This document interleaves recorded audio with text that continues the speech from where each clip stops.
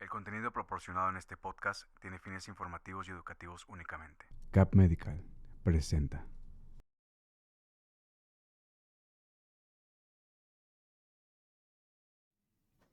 Hola, ¿qué tal? Bienvenidos una vez más a un nuevo live. Estoy aquí con el doctor Emanuel Ruiz. ¿Cómo está, doctor? Bien, bien, pues aquí estamos para grabar otro tema de reumatología. ¿Cómo amanecimos? Muy bien, me siento muy bien, doc. Muchas gracias por preguntar. Creo que es el primer doctor que me pregunta cómo estoy y cómo Sí, amanecí. siempre es importante que el equipo esté bien. Así es, pero el día de hoy tenemos un tema, importante, un tema que creo que no habíamos tocado tanto como el tema de reumatología. Hoy vamos a hablar de enfermedades autoinflamatorias. Así es. Sí, es un tema, bueno, son una del grupo de enfermedades reumáticas que son raras. De hecho, son de las enfermedades que se consideran dentro de la medicina raras. Aquí sí, los reumatólogos como tal, vemos poco de esto también porque ya una cosa es que son raras y la otra es que pues se presentan tanto en niños como en adultos, pero pues sí es importante abordar este tipo de enfermedades que se conozcan por la gente porque hay ciertos síntomas que luego se pueden presentar en muchas condiciones y a lo mejor es una de estas enfermedades. Entonces, conocerlas, saber cómo se presentan y pues darle un contexto general a la gente, ¿no? Así es, doc. Y aquí producción me dejó una amplia variedad de preguntas, obviamente verificadas por usted, por Chayanne. Sí, aprobadas por Chayanne. Aprobadas por Chayanne.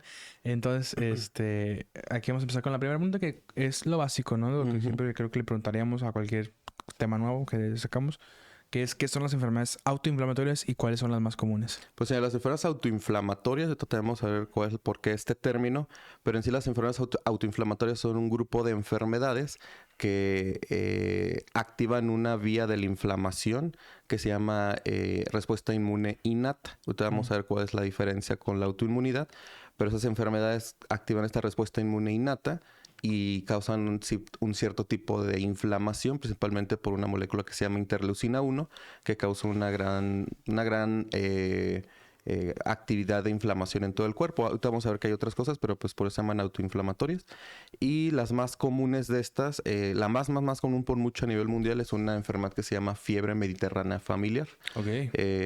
Se ha descrito mucho, se llama fiebre mediterránea familiar porque pues se describió principalmente en el Mediterráneo. Es una enfermedad que se consigue un poquito más del grupo de aquella parte del charco de los europeos. Sin embargo, ya se sabe que pues hay en todo el mundo. De hecho, aquí en México hay varias cortes de enfermedades autoinflamatorias, principalmente fiebre mediterránea familiar.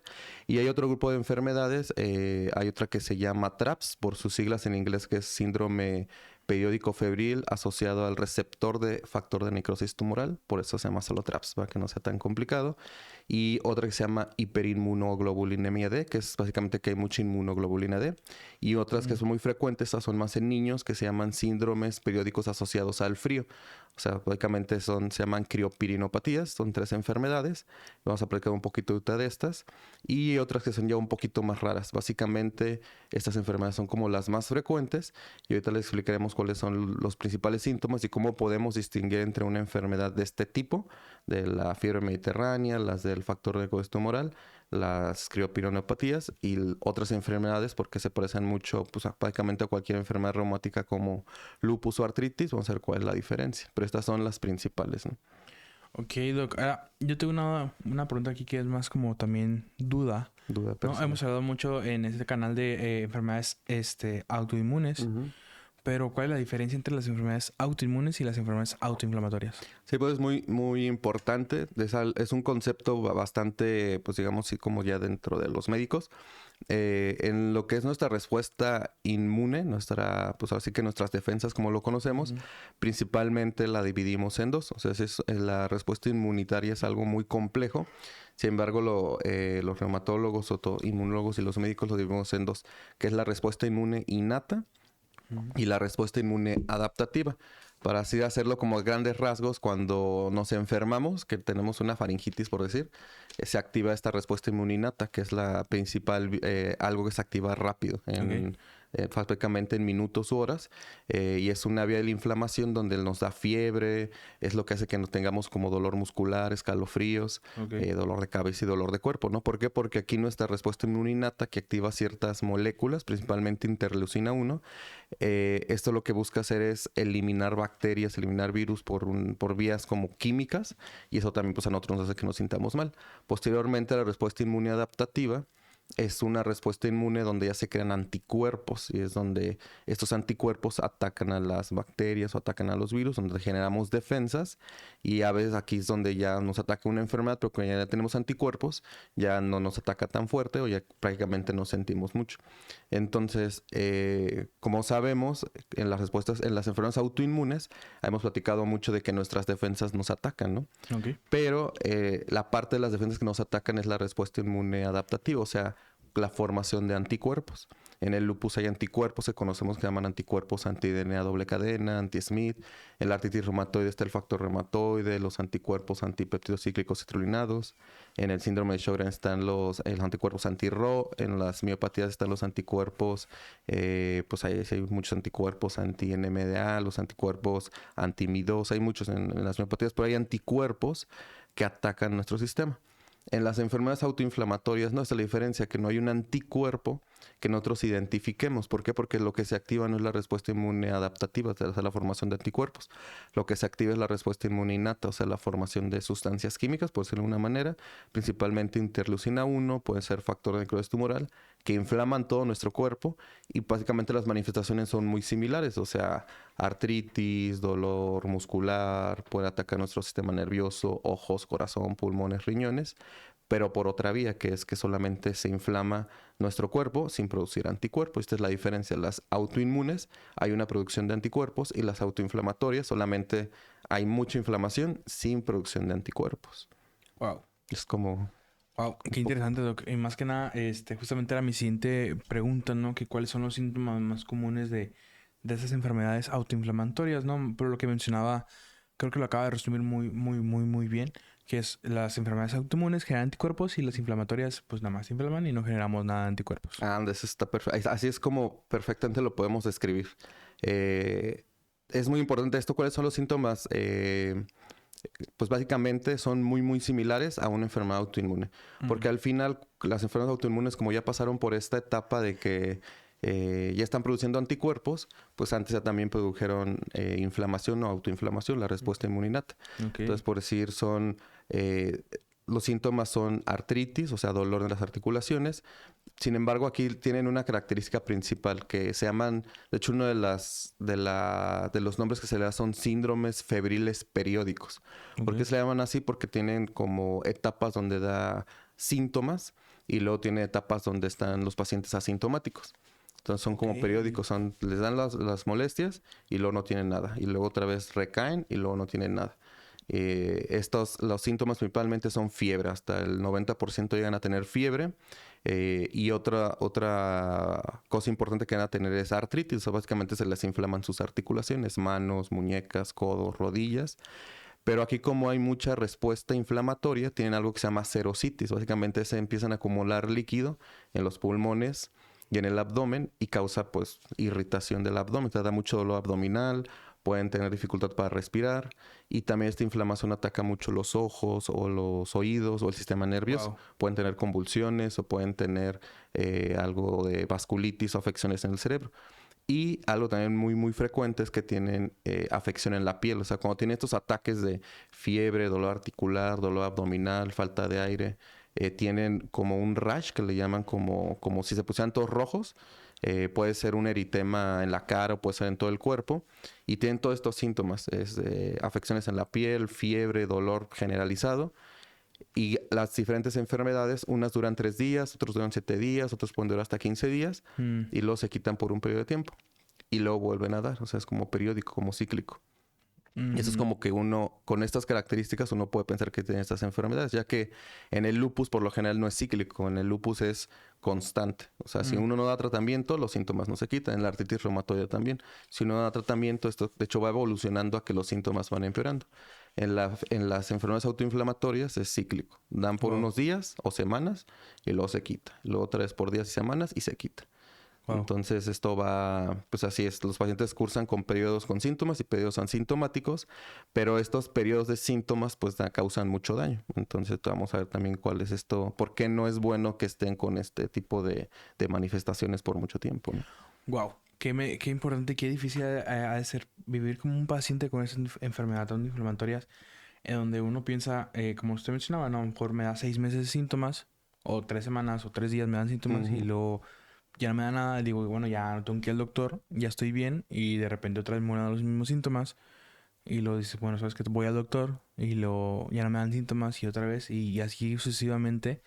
Que es más que nada que desgaste Estrés. sí, mental por el paciente del cual... Sí, y aparte como son enfermedades, o sea, por lo general son pacientes que están yendo constantemente a valoraciones, que llevan a veces meses o años sin un diagnóstico, porque como son enfermedades raras, es poco que probable que se piense en estas enfermedades. Entonces hay veces que así se la pasan por mucho tiempo sin un diagnóstico. Y pues están, cuando los casos que se han llegado a ver, pues son pacientes que llevan mucho tiempo que van y van y van al hospital y pues se le dan prácticamente solamente sintomáticos. Entonces, pues aquí sí es muy importante la sospecha diagnóstica, ¿no? Cuando se tienen todas estas manifestaciones. Doc, ¿qué pruebas qué pruebas puede hacer usted como un reumatólogo o cualquier médico que encuentre unos síntomas similares que nos está viendo para poder ayudar al paciente a definir qué es esta enfermedad? Pues sí, estas enfermedades se consideran una gran variedad de ellas monogénicas. Quiere decir que por lo general hay un gen afectado. La forma exacta de diagnosticar esas enfermedades es pedir las pruebas genéticas y pues identificar el gen afectado. Por decir, la enfermedad más frecuente que comentaba, la fiebre mediterránea familiar, tiene el gen que se llama MEFB. Y hay varias variantes genéticas de este gen donde se ven las alteraciones, pues ya se diagnostica junto con los síntomas. Sin embargo, como pues tener las pruebas genéticas en muchos lugares no es como tan factible o tan fácil de obtenerlas. Todas las enfermedades tienen un gen afectado, ¿no? El TRAPS, estas criopirinopatías que te decía, la hiperinmunoglobulinemia D. Pero también ya se hicieron recientemente, hace pocos años, unas como escalas donde podemos dar según estas manifestaciones. Si tenemos pacientes con fiebre periódica, dolor articular, derrame en sus pulmones, líquido en el abdomen, alteraciones en la piel, alteraciones en las mucosas, pues, y también el grupo étnico y la edad, se da cierto puntaje y si no hay nada que se haya encontrado de otra enfermedad, se puede diagnosticar con esta enfermedad, con estas escalas y empezar un tratamiento, ¿no? Entonces aquí sí, como es un poquito complicado tener siempre las pruebas genéticas, que sería la forma más exacta, también podemos basarnos en la clínica y en escalas diagnósticas para, lo más importante, iniciar un tratamiento y evitar las complicaciones, ¿no? Wow, doc. Un poquito complicado y... Sí, le iba a decir, más que nada, es me raro. surgió la duda de cómo estamos hablando de pruebas genéticas, este tipo de enfermedades autoinflamatorias también pueden ser heredadas por nuestros padres en un cierto porcentaje más alto o es Sí, totalmente. Aquí sí la parte genética es totalmente, pues juega un papel muy importante, como tiene que ser heredada. De hecho, estas enfermedades es una herencia que se le llama autosómica recesiva y autosómica dominante. Hay unas que son herencia autosómica recesiva y otras que son autosómicas dominantes, pero sí es totalmente hereditario estas enfermedades.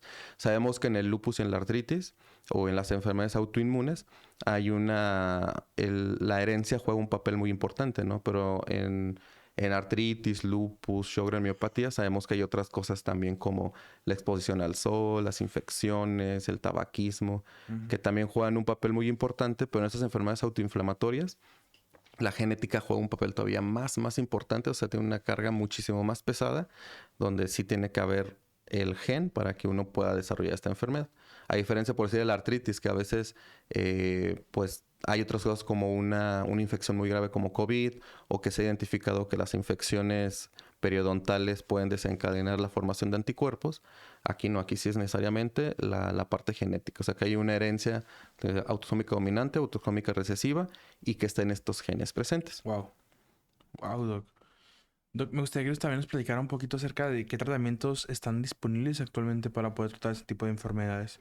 Mencionaba que es una herencia genética, entonces no sé qué tantos casos hay usted haya visto, pero supongo que son casos muy frecuentes por los familiares. Sí, no, son las enfermedades como tal, las monogénicas, las autoinflamatorias per se, como la fiebre mediterránea familiar o el TRAPS o las crioperinopatía, son raras. O sea, sí se han visto, hay pocos casos reportados. Sin embargo, pues nosotros en los reumatólogos tenemos algo que se llama continuo de autoinmunidad, autoinflamación. O sea, por decir, no todas las enfermedades son totalmente autoinmunes, ni todas las enfermedades son totalmente autoinflamatorias. O sea, el lupus tiene un porcentaje muy alto de autoinmunidad, pero tiene un porcentaje de autoinflamación de esta vía que les mencioné. Hay enfermedades como la espondiloartritis, que hemos platicado mucho de la espondilitis anquilosante o la psoriasis, donde no hay anticuerpos presentes. Y estas también se consideran, pues, básicamente una gran vía de la inflamación que presentan es autoinflamación. De hecho, estas enfermedades antes se llamaban seronegativas porque no hay un anticuerpo presente. Wow. Hay otra enfermedad con la enfermedad de Still que también básicamente la consideramos como autoinflamatoria. Sin embargo, como no es un gen como tal, pero la vía que se activa es la autoinflamación. En los niños, la artritis idiopática juvenil también hay una que se llama la sistémica, que también se considera como una enfermedad autoinflamatoria. Pues hay varias enfermedades como también las vasculitis, que posteriormente vamos a aplicar de vasculitis, también se consideran autoinflamatorias. La arteritis de células gigantes son enfermedades que solamente hay inflamación si va a haber anticuerpos. Entonces, en estas enfermedades ya se han identificado que como la principal molécula que se activa es la interleucina 1, que es una interleucina que pues favorece una cascada importante de inflamación. Los principales tratamientos dirigidos contra estas enfermedades son inhibidores de interleucina 1. Entonces, son tratamientos biológicos que son bastante efectivos en la mayoría de estas enfermedades. Hay una enfermedad específicamente, la fiebre mediterránea familiar y las criopirinopatías, donde hay un tratamiento bastante accesible que se llama colchicina, que inhibe una vía donde también puede servir como tratamiento y evita recaídas. Entonces, aquí es los biológicos, casi siempre se dan todos los pacientes con esas enfermedades, y la colchicina es un medicamento que se da porque inhibe una vía específica de la autoinflamación, ¿no? Que se llama inflamasoma. Y específicamente la enfermedad que se llama TRAPS, que afecta el factor de necrosis tumoral, pues solamente en esta enfermedad se dan anti-TNF, se le llamamos, que también son otros biológicos de los que ya estuvimos platicando. Sí. Entonces, pues aquí depende mucho. Pueden ser biológicos inhibidores de factor de necrosis tumoral o biológicos inhibidores de interleucina 1 y colchicina, que se usa en muchas de estas enfermedades, ¿no? Pero sí, hay que identificar cuál es la enfermedad para saber cuál es el tratamiento que tenemos que dar. Wow, doc. Wow. Un poquito complejo, pero digo, aquí ya cuando identificamos la manifestación, la enfermedad, la sospecha es alta y empezamos el tratamiento, también si vemos que hay una respuesta, pues básicamente podemos tener pues la enfermedad, el diagnóstico y si hay una buena evolución con el tratamiento, pues ya no queda mucha duda de que hay esta enfermedad, ¿no? Me quedo un poquito callado por el hecho de que el doctor está contestando todas mis preguntas sin siquiera preguntárselo, doc. Wow, qué impresionante. Entonces, vamos en cascada. Ya estábamos conectados. Yo sí nomás lo tengo que hacer telepáticamente. Doctor, esta pregunta. No, doc, ya aquí para finalizar, porque producción nos acaba de indicar que nos queda poco tiempo. Una última pregunta, ¿no? ¿Qué usted recomendaría a los pacientes para el autocuidado de los pacientes, más que nada, en cuestión de las enfermedades autoinflamatorias? Bueno, aquí sí es muy importante. Yo creo que lo más necesario con los pacientes, uno es, muchas veces estas enfermedades no son diagnosticadas a tiempo porque no se tiene la sospecha diagnóstica. Entonces, básicamente, tener, pues, ya sea que nos estén escuchando pacientes o médicos también, todos aquellos pacientes que tengan una enfermedad que no se haya diagnosticado a tiempo, o que no tengan diagnóstico y tengan fiebre recurrente, dolor recurrente y que sea como cíclico, se puede sospechar una de estas enfermedades. Aquí sí es muy importante dentro de todo abordar a los pacientes. Para llegar a estos diagnósticos se tiene que descartar pues, todo. Como tienen fiebre casi siempre, tenemos que estar seguros que no hay infecciones, tuberculosis, hepatitis, VIH. Y pues sí, siempre que hay una enfermedad que ya tiene más de un año y no tenemos un diagnóstico, pues sí estas enfermedades son una, digamos, sospecha importante. Es muy importante diagnosticarse porque pues no hemos hablado de las complicaciones. Básicamente, si tenemos frecuentemente estos episodios de inflamación, los pacientes desarrollan algo que se llama amiloidosis, que se produce amiloide, que es un reactante de inflamación. Y esta amiloidosis lo que hace es que se acumula en los riñones, en el hígado, pues básicamente en cualquier parte del cuerpo y da falla orgánica. O sea, deja de funcionar los riñones, deja de funcionar el hígado, puede ser también el cerebro. Entonces, por eso es importante no dejar que estas enfermedades sigan avanzando, llegar al diagnóstico y lo más pronto posible dar tratamiento. Wow. ¿Qué cuidados pueden tener? Pues aquí básicamente sí es totalmente necesario recibir tratamiento, ¿no? Entonces, digamos, el mensaje puede ser, si alguien tiene síntomas periódicos donde tienen muchas molestias, artritis, dolor muscular, fiebre, dolor abdominal, donde de periodos de tiempo sí, periodos de tiempo no, y no les han dado un diagnóstico, una posible diagnóstico es estas enfermedades, y pues sí tendrían que acudir con un especialista en reumatología para corroborar si tienen esto o no, y recibir tratamiento, ¿no? Wow. Doc, pues lastimosamente hemos llegado ya al final de esta consulta virtual. No me gustaría irnos sin antes recordar a todas las personas sus redes sociales que nos pueden encontrar como reumatología.emanuel, ya sea en Facebook, Instagram, YouTube, TikTok, Spotify, también LinkedIn. Estamos casi en todos lados, doctor. Creo que ya no hay excusa, ¿no? Puedes descargar o el video o descargar el audio de Spotify y mientras vas manejando. El doctor a veces... el doctor es fan mío, entonces a veces le gusta Así ver los lives otra vez conmigo y... qué buena pregunta me hizo Jaciel y la vuelvo a repetir. No, yo también, doc. Yo veo muchos lives, la verdad.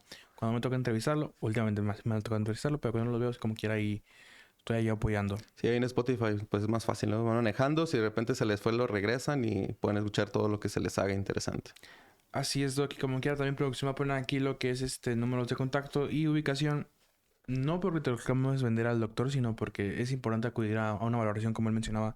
Si tú tienes un reumatólogo de confianza y presentas una enfermedad de reumatología, pues mira, esta era la señal que buscabas, este era el lugar que buscabas y aquí siempre serás bienvenido. Pues sí, cualquier, como tú bien dices, si hay alguna manifestación o algo, alguna sospecha de alguna enfermedad reumática, pues lo mejor es siempre acudir a una valoración, ya sea para diagnosticarlo o para descartarlo, ¿no? Porque sí, siempre es importante también el descarte, que uno piensa que pueden tener artritis y resulta que no, que es gota, ¿no? Algo así. O sea, siempre es muy importante la valoración para saber darles un diagnóstico y esto pues ya dar un tratamiento. Cualquier cosa, ahí estamos. No, y más que nada por también una evaluación por un especialista, ¿no? Porque también ha pasado que a lo mejor un familiar tuyo tiene los mismos síntomas, pero son dos enfermedades diferentes y tomas el mismo medicamento porque dices lo mismo y te estás perjudicando más que hacerte bien. Sí, a lo mejor no es eso y estás empeorando todo, ¿no? Así es. Entonces, Pero bueno. Doc, muchas gracias por permitirme estar aquí, muchas gracias por dejarme aquí. Mi nombre es Jaciel Alvarado y nos vemos el siguiente jueves aquí a las 11 de la mañana a través de las redes del doctor Emanuel Ruiz. Hasta luego. Nos vemos.